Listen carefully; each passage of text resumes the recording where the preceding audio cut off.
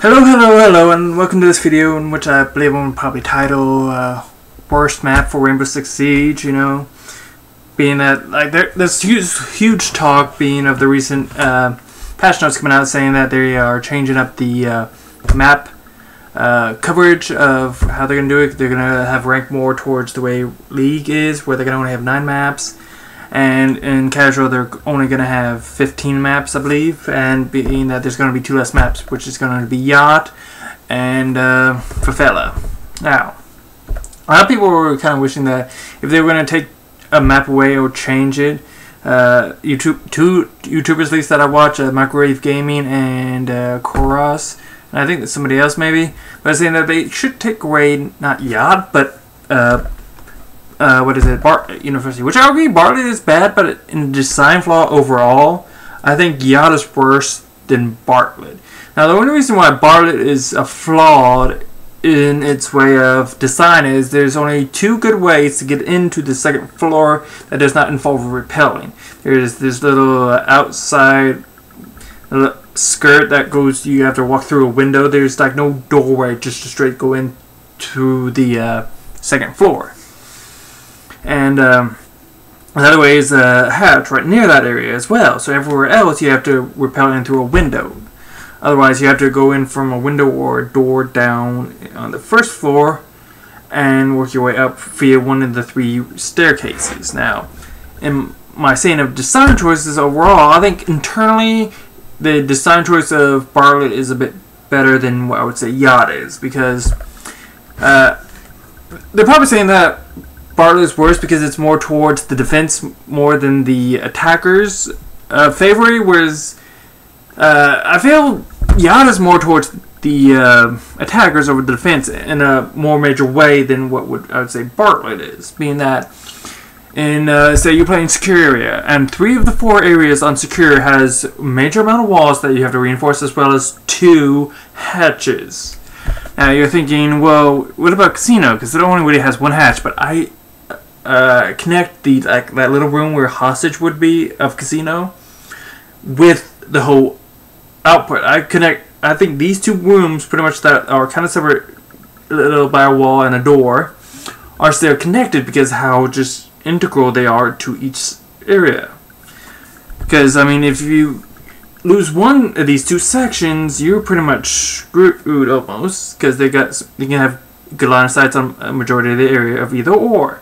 Only being that little room, you can't see anybody too good behind that wall area. You don't have a good enough angle there. But still, I was still secure.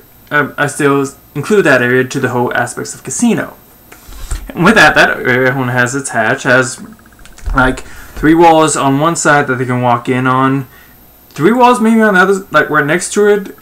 I think it's only 1 wall really means much of anything, or 2 walls means something, because 1 they can like walk like this little path into the room, kind of, or crouch, and another you can pretty much straight see through that door area if they shoot it open good enough and have the walls broken up good enough. But still, I feel that area is still consistent inside, you know, into the casino area.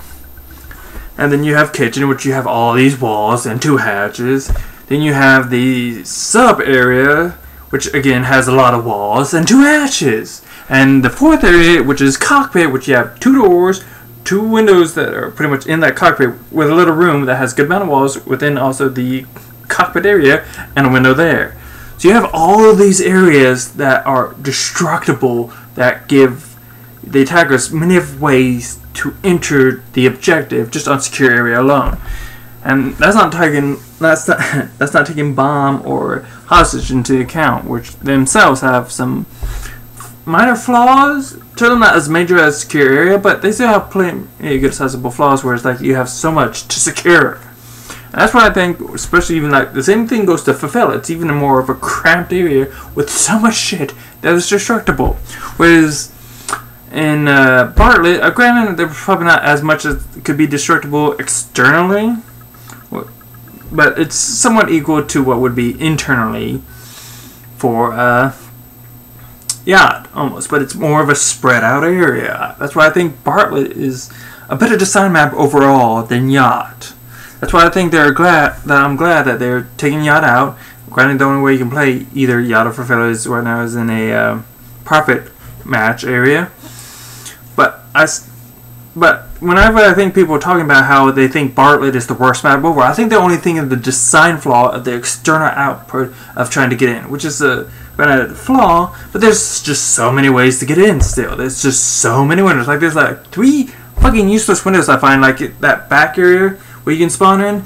Like there's that little room right there with the open up top part. I don't know what to call it. I'm sorry. I just got so much going on in my head right now. But they have that one window that you can walk in on. You have 3 windows here on the back. I think if they were going to talk about design flaws, what with those fucking windows? Those are useless. Seriously. Because they're probably thinking, but they're probably going to look at this little area hallway with this, a staircase and like, really? Do you ever fucking see anybody use those 3 windows? One maybe, but any other than the one of them maybe, like I said, outside of the whole one that you can walk into. Seriously, what's the point? Well, I would say the only design flaw that people think of, the very lackluster of doors to get into the into the building. There's a lack of doors to get into the building, which is a design flaw, but still isn't a major design flaw like I think Yacht is, because it's not only just those high amount of walls and hatches that give advantage more so to the attackers if they blow so much up. You also have these hallways, these linear hallways, which kind of try to counterbalance it, but adds to the aspects of the rumors, which leaves the objective areas more so exposed if they had any rushers coming in, But I think design flaw wise, I think they chose a smart choice to remove Yacht and Favela, because they have just so much shit in there that is destructible. It's worse over the defenders, the attackers. Where I think with Bartlett, it's kind of a little over the defenders to the attackers to have them have more of the advantage, but not so much, I think, with the overall design with, say, Yacht. I think the attackers have such a higher advantage there with how much is destructible in Yacht.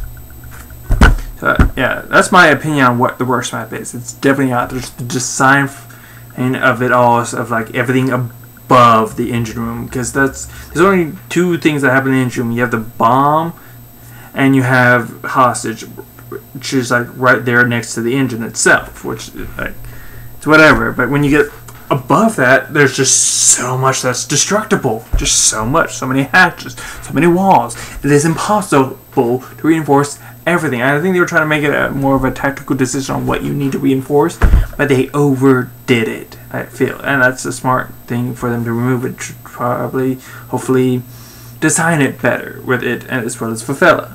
But overall, I think Yacht, which was, I believe, their first map, which had the biggest design flaws of ever, which was just too much destructibility, is what they tried to go for with that, and try to continue even more so in Favela. But still, it just felt it didn't work out. There's just too many walls, too many hatches. Whereas Favela, it's just more of the walls and less of the hatches. There are some hatches here and there, but where they ever get used. But for the most part, it's just the destructibility of so many walls there. But yeah, I think Bartlett is okay. I think it's more balanced than Yacht, because there's just so much attackers can do in many areas they can go. But I will agree that there was just a design flaw of how you got in. There's too many windows and not enough doors. I'll agree on that. They needed to balance more with there's like more doorways to try to get in. Especially like more of an area where you try to get into the second floor. But who knows? We'll see how it all works out in the end. They probably, once they remap Yacht and Favela, and hopefully if they are remapped better, that they do take out Bartlett and redesign it to be a bit more equal. But it's still pretty a fine balance in comparison to Yacht and Favela right now, especially Yacht. Yacht I find to be the worst.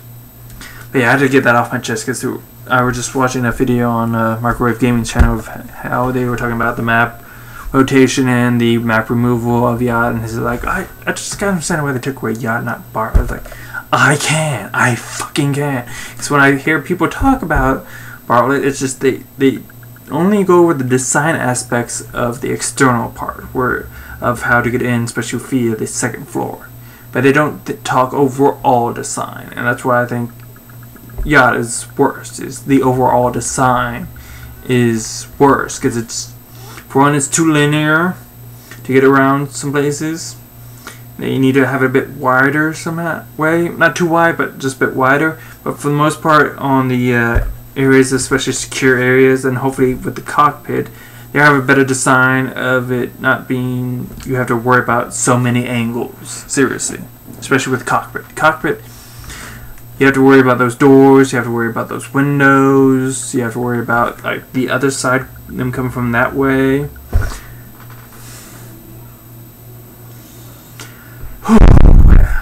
That's my rant for the day of Rainbow Six Siege and areas in which hopefully they're correct.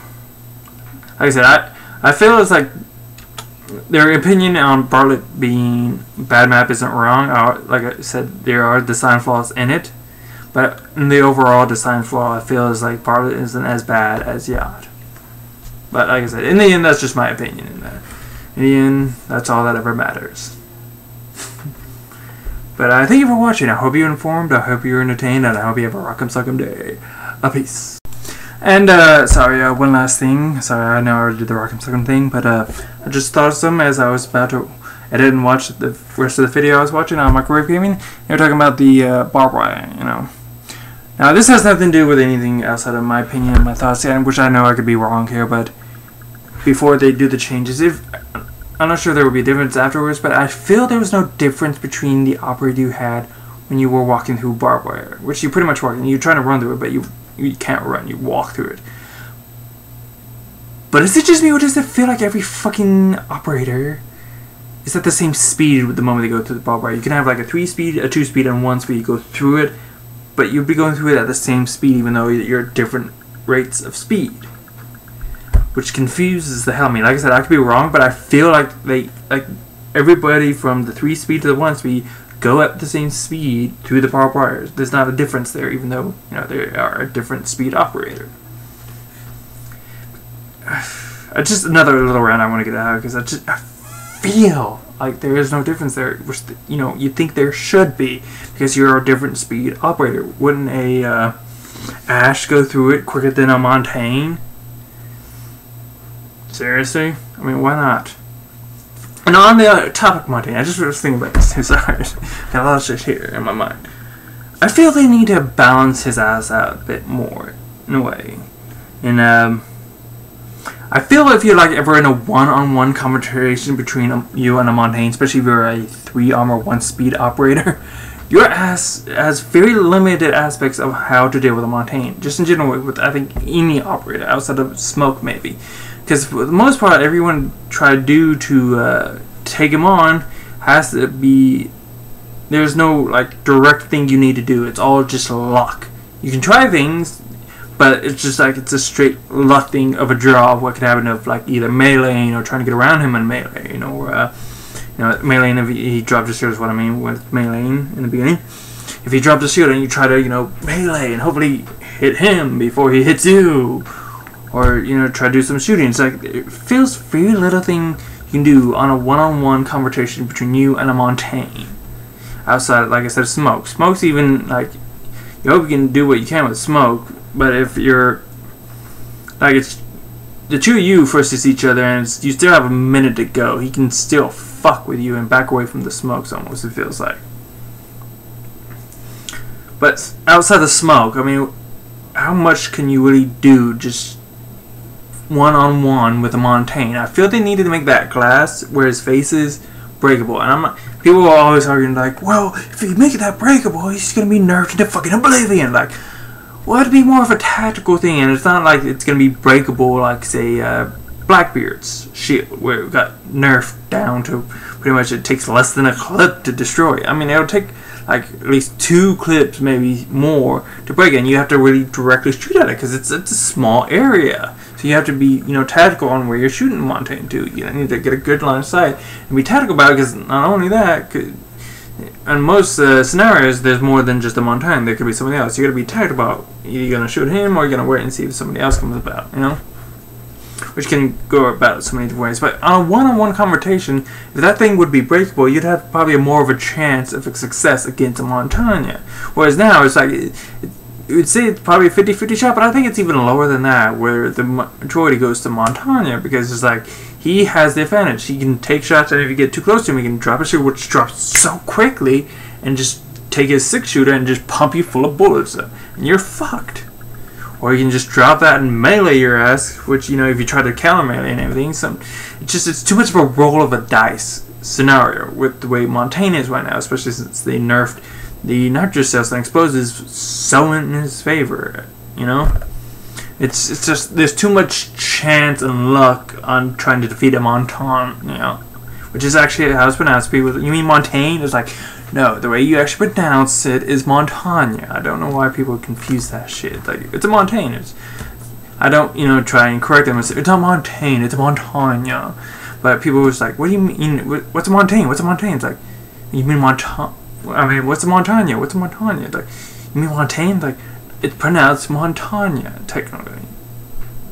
Sorry, had to get that little rant out as well, but just feel on a one-on-one confrontation, it's like it's too much a draw of the luck with him.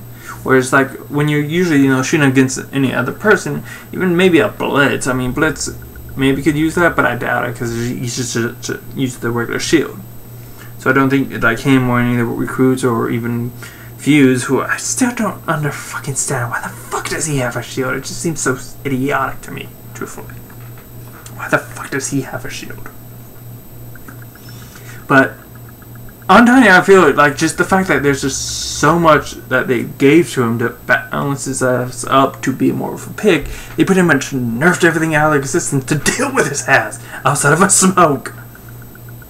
We say, what if you're abandoning your barbarian stuff? It's like, that's again, another big if. And what if your batteries are all fucking gone? It's still, even if you have them, it's a big if. There's too much of a chance, there's too much luck in here. It's a failure of skill. When you're shooting, when it's like two people shooting each other, like someone has something to do with it, but for the most part, it's skill. Whereas with Montaigne, it's too much luck and not enough skill. I think if they make the glass breakable, like to a certain point, like I said, not too weak, but not too strong, you'd have more of a chance to deal with Montaigne, especially earlier on. With him, especially he had to be more tactical with how he uses himself.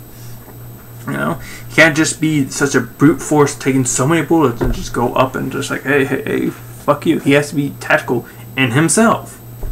He has to be tactical with his people. I mean, seriously. In this way, he can't just, you know, sit in a corner and just do nothing. He has to be smart about what he does. He has to be tactical with himself as well. That's what I'm saying. I just feel he's just overly powered. Not too much, but still enough. It feels like bullshit when you have people against a Montaigne. Seriously. I just feel they could just balance him in a way. You know, maybe if he has a shield up and you throw an explosive and it's like really near him, those like top ones that are pretty much covering ass explode off. It's just like those parts are gone. So you have somewhat of another chance to deal with them. Just something to have, like, where any operator can go on a one-on-one against Montaigne, because pretty much any operator right now can go on a one-on-one with each other, period. Not including their gadgets or anything, just a firefight straight one-on-one. Whereas a firefight against Montaigne, I think, well, he's a shield with a pistol, like, again, yeah. He can take the damage. He can walk right up to your ass, drop the shield while you're reloading, and pop your ass up with that 6-shooter, and you're fucked. Seriously. They just need to find a way, I feel, to balance Montaigne a bit more. Maybe up the damage of explosive a bit more now. Not too much, but still enough, you know. As well as Blackbeard, I think they need to buff his shields up to be just a bit stronger. Just a bit. Not too much, not to where he was godlike before, but just enough, you know, to make him not so weak as it may seem. But that's just me. But again, thank you for watching. I hope you're informed, I hope you're entertained, and I hope you have a rocket good day. Peace.